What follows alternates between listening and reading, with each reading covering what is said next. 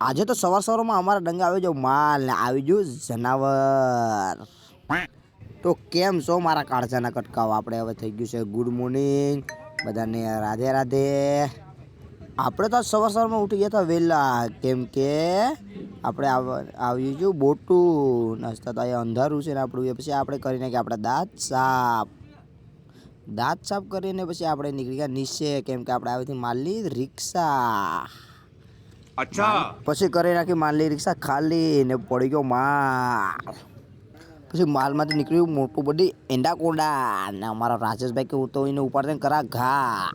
એંડા તો ફેંકી દીધો ને નીકળ્યો પછી મોટો બધી વેકલો. વેકલાને આપણે ફેંકીને આપણે આવી જા મસ્ત મજાના હલવા જોવા. હલવાને જોઈ લીધા મસ્ત મજાના કસલા.